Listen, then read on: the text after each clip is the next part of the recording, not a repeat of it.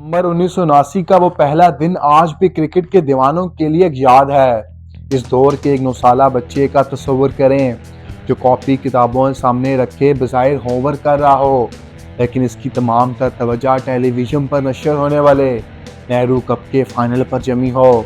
इस वक्त का मासूम जहन शायद इस तकनीकी हकीकत से नाआशना था कि वेस्ट इंडीज़ जैसी टीम कितनी हैबतनाक है, या विवन रिचर्ड्स और मेलकम मार्शल जैसे नाम दुनिया के बड़े बड़े बल्लेबाजों और बॉलर्स के लिए खौफ की अलामत हैं।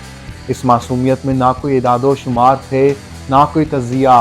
वहाँ सिर्फ एक ही ख्वाहिश थी, एक ही दुआ थी कि मैदान में मुकाबला चाहे कितना ही कड़ा क्यों ना हो, जीत हर सूरत पाकिस्तान की होनी चाहिए। फिर वो आखिरी ओवर आया, एक विकेट गिरी और मैदान में एक दुबला पतला सा नौजवान दाखिल हुआ। ना कोई इसका नाम जानता था और ना ही किसी को इससे कोई ख़ास तवक्का थी, मगर इसके बाद जो मंजर नामा भरा वो तारीख का हिस्सा बन गया। इस अनजान लड़के ने अपनी पहली ही गेंद पर छक्का जड़कर पाकिस्तान को फतह दिलवा दी, और वही लम्हा था जब वो हीरो बन गया। इसका नाम था वसीम अकरम।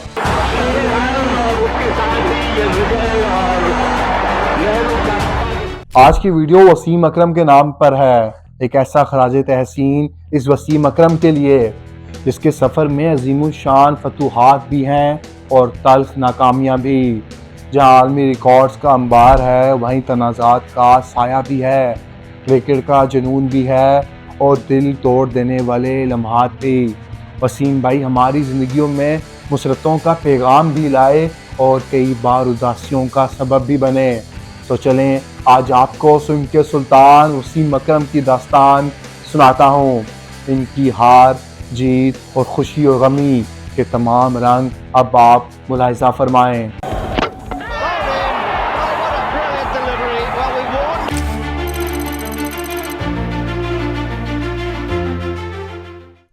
वसीम अकरम की कहानी पाकिस्तान के रवायती क्रिकेट सितारों से बिल्कुल जुदा गाना है। ये दास्तान जितनी मुनफरिद उतनी ही हैरत अंगेज भी, क्योंकि वसीम का क्रिकेट की दुनिया में ना तो कोई सफारशी था और ना ही ख़ानदान का कोई फ़राद इस खेल से वाबस्ता था।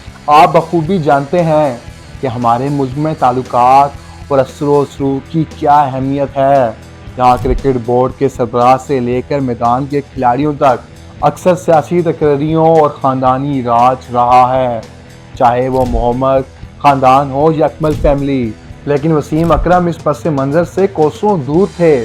उन्होंने महज दूसरों को खेलता देखकर बला थामा और फिर सीखने का ऐसा अमल शुरू हुआ कि सिर्फ 2 साल के मुख्तसर अरसे में वो गलियों की क्रिकेट से निकलकर आलमी क्रिकेट के उफ़क़ पर नमूदार हो गए। मगर ये मौजज़ा हुआ कैसे? इस कहानी में एक सच्चे पाकिस्तानी सफ़र के तमाम रंग मौजूद हैं। वसीम अकरम के आबाओ व अजदाद का ताल्लुक अमृतसर के नवाही गांव से था। तकसीम हिंद के पुराशो वक्त में ये ख़ानदान हिजरत करके पहले कामोकी और फिर लाहौर मुंतकिल हुआ। यहीं 3 जून 1966 को वसीम अकरम की पैदाइश हुई, जो अपने 4 बहन भाइयों में तीसरे नंबर पर थे। इब्तदा में यह ख़ानदान लाहौर के पोश इलाके मॉडल टाउन में मुकीम था और ज़िंदगी नहायत पुरसुकून गुजर रही थी।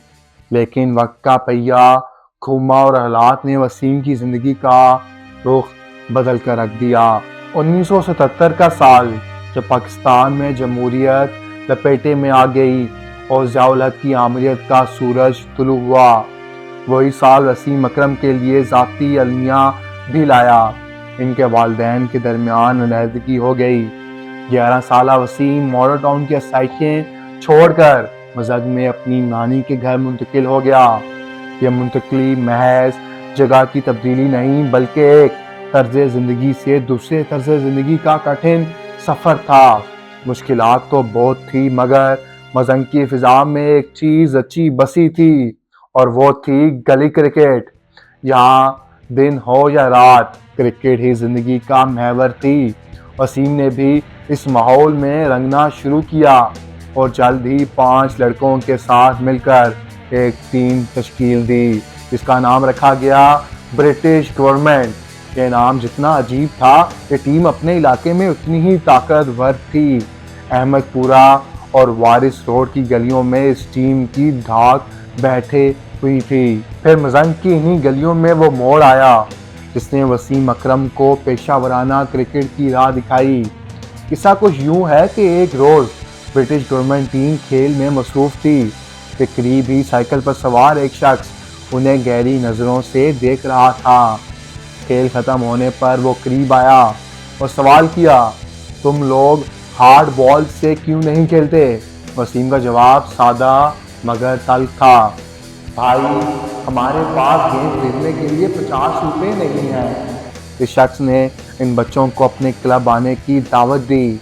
वसीम अकरम की आंखों में झांक कर कहा, तुम एक ख़ास खिलाड़ी हो, मुझे यकीन है तुम एक दिन बड़े क्रिकेटर बनोगे। गलियों में छुपे इस टैलेंट को पहचानने वाला वो साइकिल सवार खालिद महमूद थे, जो पाकिस्तान कस्टम्स के मीडियम पेसर थे।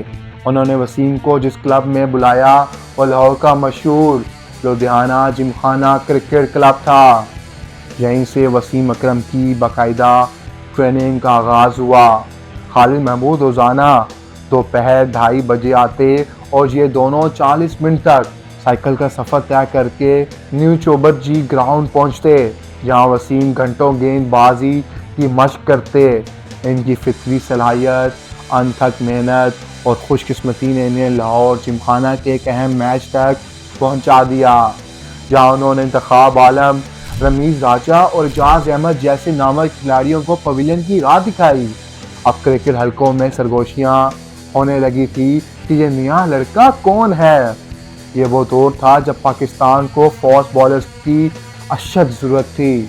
सरफराज नवाज रिटायर हो चुके थे, सलीम अल्ताफ़ और सिकंदर बख्श वो नताइज नहीं दे पा रहे थे जिनकी तवक्का की जाती थी, और इमरान खान इंजरी के बाइस मैदान से बाहर थे। इस तलाश में क्रिकेट बोर्ड ने लाहौर में 100 बेहतरीन नौजवान खिलाड़ियों के लिए कैंप लगाया। खुशी और तजस्सुस का ये आलम था कि कैंप से पहली रात सो ना सके। जब मैदान में उन्हें गेंद थमाई गई तो उन्होंने पहली रमीज़ राजा और फिर एजाज अहमद को आउट करके अपनी धाक बिठा दी। इसके बाद उन्हें कराची के अंडर 19 कैंप में मदऊ किया गया, जहां अजीम फास्ट बॉलर खान महमूद ने इन्हें गेंदबाजी के असरार और रमूज, एक्शन और रनअप की बारीकियां सिखाई। बलाखिर वो फैसला कुन घड़ी आ पहुंची। कैंप के दौरान एक दिन जावेद मियांदाद वहां तशरीफ़ लाए। वो इंजरी से सेहतयाब होकर नेक्स्ट प्रैक्टिस की ख्वाहिशमंद थे, और ये जिम्मेदारी वसीम अकरम और दीगर नौजवानों को सौंपी गई, और ये वसीम का गोल्डन चांस था। वसीम ने 2 घंटे तक मियांदाद को जो बॉलिंग करवाई, इसने इनकी तकदीर बदल कर रख दी। जल्द ही द क्रिकेटर मैगजीन में पहली बार वसीम अकरम का नाम शाया हुआ, और फिर ये नाम जुबान सदे आम हो गया था। यहाँ तक कि इनके वालिद ने भी अखबार में अपने बेटे का जिक्र फ़ख्र से देखा। न्यूजीलैंड की टीम जब पाकिस्तान के दौरे पर आई तो जावेद मियांदाद की खसूसी सिफारिश पर वसीम अकरम को पेट्रन्स 11 के टूर मैच में शामिल किया गया। मियांदाद की जोशनास नज़रों ने इस हीरो को पहचान लिया था। वसीम ने इस मैच में महज 50 रन देकर 7 खिलाड़ियों को आउट कर दिया। ये वो परफॉर्मेंस थी जिसने इन्हें बगैर किसी बड़े फर्स्ट क्लास मैच के बराह रास्त कौमी टीम में पहुंचा दिया। 23 नवंबर सन 1984 का वो दिन जब फैसलाबाद में पाकिस्तान और न्यूजीलैंड के दरमियान पहला वनडे मैच खेला गया। बारिश की वजह से मैच 20 ओवर तक महदूद हो गया। न्यूजीलैंड को आखिरी ओवर में जीत के लिए 24 रन दरकार थे, और गेंद वसीम अकरम के हाथ में। नौजवान वसीम ने दबाव में आकर मुसलसल 4 चौके खा लिए। मतलब 2 गेंदों पर सिर्फ 8 रन दरकार थे। अगरचे पाकिस्तान 5 रन से जीत गया, मगर वसीम इस परफॉर्मेंस पर शायद दिलबर्दाश्ता हुए और समझे कि शायद इनका सफ़र शुरू होने से पहले ख़त्म हो गया। मगर सच में ये एक अजीम अहद का आगाज़ था। जल्द ही न्यूजीलैंड के दौरे के लिए टीम का ऐलान हुआ। वसीम का नाम इसमें मौजूद था। एक बैनुल-अक़वामी दौरे का तस्वुर ही इन्हें नर्वस करने के लिए काफ़ी था। उन्होंने घबराहट में जावेद मियांदाद को फ़ोन किया और पूछा, जावेद भाई न्यूजीलैंड जाने के लिए कितने पैसों की जरूरत होगी? मियां दाद ने मासूम लड़के को छेड़ने के लिए संजीदगी से जवाब दिया, भाई कम से कम 1 लाख रुपए तो लगेंगे। ये सुनकर वसीम के पैरों तले से जमीन निकल गई। उन्होंने मायूसी से कहा, अब्बा इतने पैसे कभी नहीं देंगे, मैं इस टूर पर नहीं जा सकता।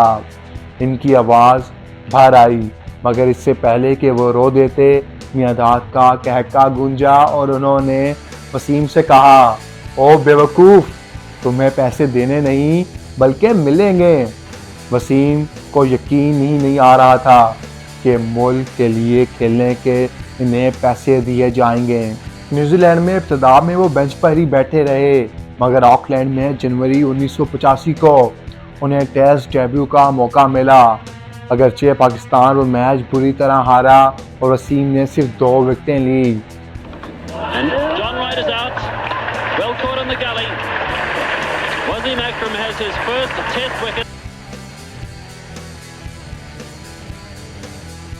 लेकिन इनका हौसला पस्त हो गया जब इन्हें अगले मैच से बाहर करने का इशारा दिया गया। उन्होंने रोते हुए अपने वालिद को फ़ोन किया, लेकिन किस्मत को कुछ और ही मंजूर था। वो कहते हैं ना, इसको अल्लाह रखे उसको कौन चखे। आखिरी टेस्ट की विकेट ग्रीन टॉप थी, जिसे देखकर मियां दाद ने वसीम को फाइनल 11 में शामिल कर लिया। यहाँ वसीम ने अपनी बिजलियाँ गिराई। पहली इनिंग्स में 5 विकेटें हासिल की और दूसरी इनिंग्स में भी फतह के करीब पहुंच गए। इसी मैच में उन्होंने बगैर हेलमेट के बैटिंग करने वाले लेंस कैनिस को एक ऐसा हैबतनाक बाउंसर मारा कि वो ज़मीन गोश हो गए और उन्हें खोपड़ी में फ्रैक्चर के बायस अस्पताल मुंतकिल करना पड़ा।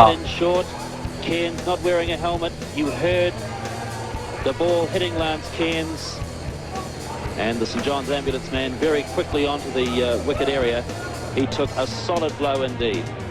Akram fired it in short. Lance Cairns turned away. 61 runs shy of victory. A helmetless can. अगरचे एम्पायर फेड गोडायल का मुतनाज़ा जानिबदारी की वजह से पाकिस्तान वो मैच 2 विकेटों से हार गया, मगर दुनिया को 10 विकेटें लेने वाला एक नया सुल्तान मिल चुका था। न्यूजीलैंड के बाद टीम ऑस्ट्रेलिया पहुंची, जहां सिडनी एयरपोर्ट पर इमरान खान इनके मुंतज़िर थे। भाई इमरान खान, जिससे कभी वसीम ने ऑटोग्राफ लिया था, आज इन्हीं नाम से पुकार रहे थे। इमरान ने हाथ मिलाते ही इनकी तारीफ की और पहला मशवरा दिया, अपने फास्ट बॉलिंग मसल्स पर काम करो। जब वसीम ने हैरत से पूछा कि कौन से मसल्स होते हैं, तो इमरान ने मुस्कुराकर जवाब दिया, सर के बालों से लेकर पैर के नाखून तक के तमाम मसल। यही वो लम्हा था जब वसीम अकरम इमरान खान की शागिर्दी में आ गए। वतन वापसी पर मजंग में जश्न का समा था। वसीम ने अपनी पहली कमाई से 1974 मॉडल की टोयोटा करोला खरीदी। ये इस लड़के के लिए एक ख्वाब की ताबीर थी, जो कभी गेंद के 50 रुपये अदा करने से कासिर था। अब वसीम के लिए कामयाबियों का एक लाइम्तनाही सिलसिला शुरू होने वाला था। अप्रैल 1986 का वो तारीखी ऑस्ट्रो एशिया कप फाइनल।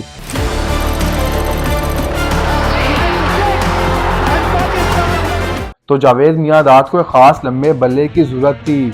वो बल्ला वसीम अकरम का था, तो उन्होंने मियां दाद को थमाया। फिर मियां दाद ने इसी बल्ले से चेतन शर्मा को वो तारीखी छक्का मारा, जिसने पाकिस्तान को फतह से हमकिनार किया।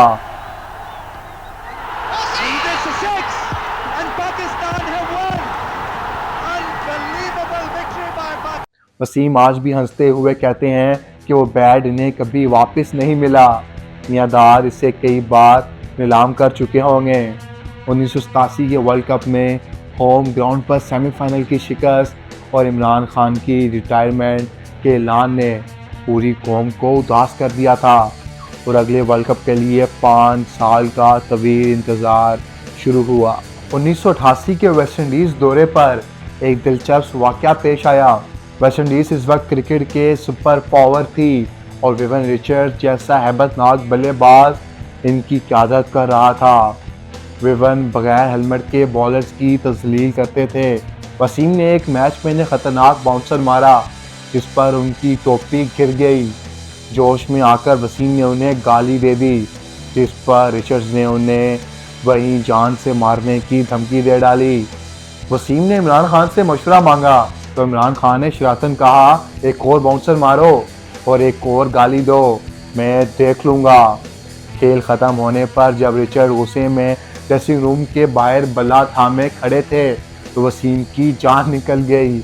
उन्होंने अंदर छुपने की कोशिश की मगर आखिरकार बाहर जाकर हाथ जोड़कर माफ़ी मांगी। बारबेडोस में मैच था अब 88 में। अब मैं पतला सा था उस वक्त। विव रिचर्ड बैटिंग करने आया, 6 फुट 2 इंच, इतने tricep bicep, great player, no helmet. मैंने उसको बाउंसर किया, उसकी टोपी गिरी।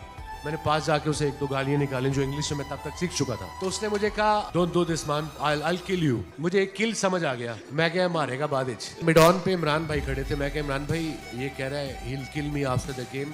सिर्फ इमरान मैंने कोई बात नहीं, मैं हूं ना, देख लेंगे क्या होगा, इसको करो एक और बाउंसर। अगला गेंद किया, बोल्ड हो गया। लास्ट ओवर था वो डे का। खैर ओवर खत्म हो गया, मैच खत्म हो गया। मैं अपने ड्रेसिंग रूम घुस गया, वो अपने में चले गए। तो वो वेस्ट इंडियन जो रूम अटेंडेंट होता है वो काला, वो आया मेरे पास, कहता है man somebody wants to see you outside. मैं देखा तो विव रिचर्ड खड़ा था यहाँ, कमीज उसने उतारी हुई थी, पैड पहने हुए थे और बल्ला उसके हाथ में था। मैं अंदर भागा। मैं इमरान भाई वो बाहर खड़ा है, वो मुझे मारेगा। मैं क्या करूं? कह रहा तुम्हारी लड़ाई है, जाके लड़ो। I went outside. मैं सीधे उसके पांव पड़ के जाके मैं I am sorry Viv, this will never happen again. Richards ने इसे आखिरी वार्निंग देकर छोड़ दिया, लेकिन विवर्ट को अंदाज़ा हो चुका था कि लड़का गैर मामूली है और इसका सबूत सन 1979 के नेहरू कप में मिल गया। नेहरू कप के फाइनल में जब पाकिस्तान को आखिरी 3 गेंदों पर 4 रन दरकार थे तो इमरान खान ने वसीम को हिदायत दी कि सिर्फ सिंगल लेकर स्ट्राइक मुझे दे दो। अगर वसीम ने रिचर्ड्स की गेंद पर अपने दिल की मानी और एक फलक शगाफ छक्का जड़कर मैच ही खत्म कर दिया।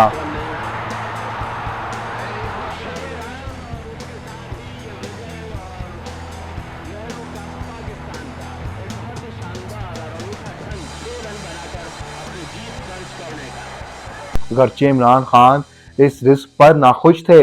I think final था, Imran was batting on 70, 120,000 people, Calcutta Stadium against West Indies. Last over Viv Richards bowling कर रहा है तो इमरान भाई आए मेरे पास, मैं फेस कर रहा था इमरान। मैंने कहा सिंगल करनी है, आउट नहीं होना। मैं कहा जी डन।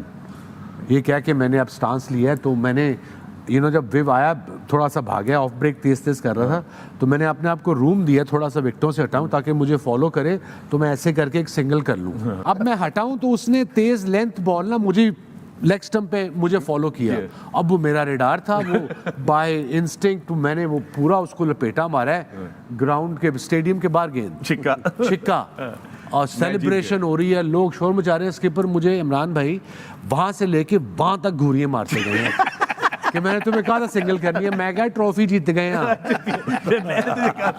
मगर इस फतह ने 1992 के वर्ल्ड कप की बुनियाद रख दी थी। 1992 का वर्ल्ड कप किसी फिल्मी ड्रामे से कम ना था।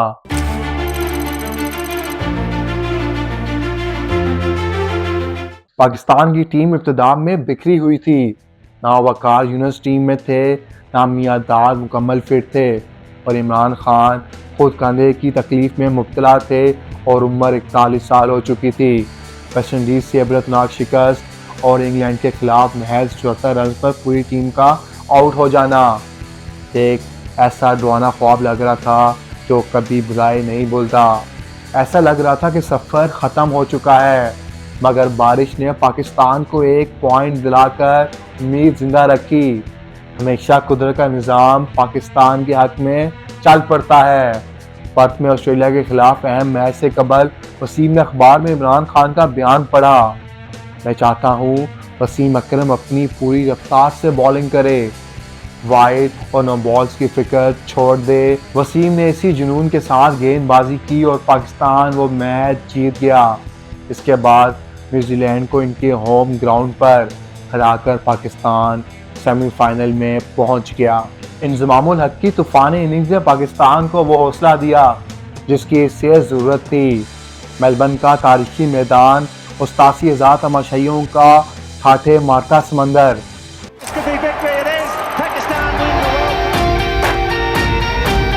पाकिस्तान ने फाइनल में 249 रन बनाए जिसमें वसीम अकरम ने तेज़ रफ्तार 35 रन शामिल थे। लेकिन असल मार्का भी बाकी था। जब इंग्लैंड की टीम हदफ के करीब पहुंच रही थी तो वसीम ने वो 2 गेंदें की जिन्हें क्रिकेट की तारीख की बेहतरीन गेंदें कहा जाता है। एलन लैम और क्रिस लुइस को इनके नाकाबिले फहम स्विंग ने चारों शाने चित कर दिया। What a great delivery, left arm round the wicket. Alan Lamb has been clean up. Subtract Lewis from that list. दाद के बकौल वो गेंदें सिर्फ डोनाल्ड ब्रैडमैन ही खेल सकते थे। जब आखिरी विकेट गिरी तो पूरा पाकिस्तान सजदाए शुक्र में गिर गया।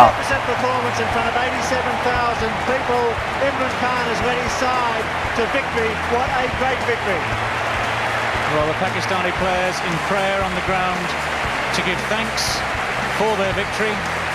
They've certainly been the side of the night.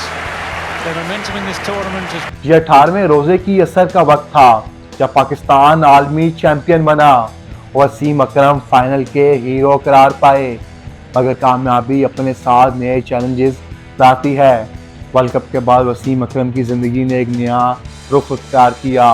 वो कप्तानी के मनसब पर फाइज हुए, शोहरत की बुलंदियों को छुआ मगर तनाज़ात के भंवर में फंस गए। उन्होंने नशे की तारीकी देखी, उन्हें शरीके हयात को खोने का अजीम सदमा बर्दाश्त किया और फिर ज़िंदगी को असरे नो तामीर किया। वसीम अकरम का सफ़र अभी अधूरा है। इनकी ज़िंदगी के बाकी दिलचस्प और सनसनीखेज़ बाब हम पार्ट 2 में बयान करेंगे।